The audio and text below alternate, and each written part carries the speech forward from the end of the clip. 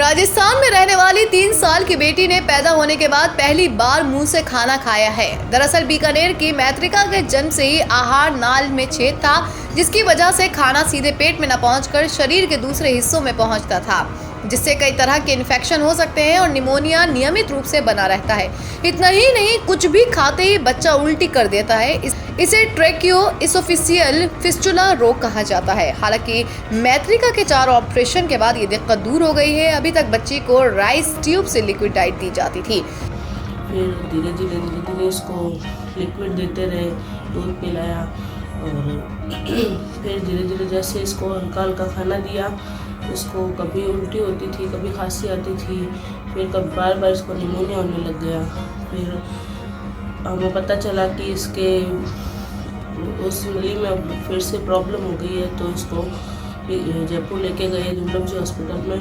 वहाँ इसकी जांच करवाई तो पता चला कि भोजन की नली है वो सिकुड़ने लग गई है और उसमें छेद हो गया है और इसका पेट भी है वो ऊपर बढ़ने लग गया है।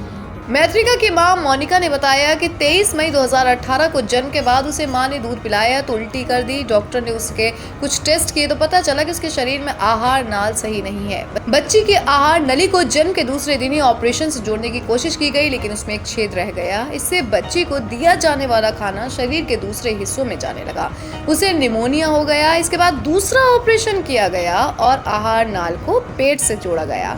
नाक में राइस ट्यूब भी लगाई गई, इसी से उसे लिक्विड डाइट दी जाती थी। ये ट्यूब हर 10 से 15 दिनों में बदलवानी पड़ती है और बदलना इतना पीड़ादायक होता है कि आंखों से आंसू आ जाते हैं।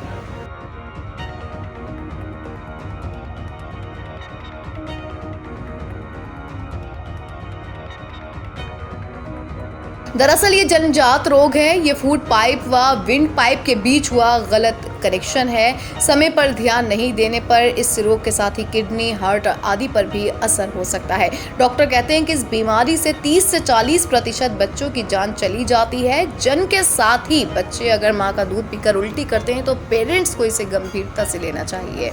उधर मैत्रिका के पिता आनंद का कहना है कि डॉक्टर्स की मेहनत से ही मैत्रिका ठीक हो पाई है। वही मैत्रिका भी मुंह से भोजन कर रोमांचित है। अब वो सामान्य बच्चों की तरह है। असहनीय दर्द देने वाली नाक में लगी ट्यूब भी अब हट गई है।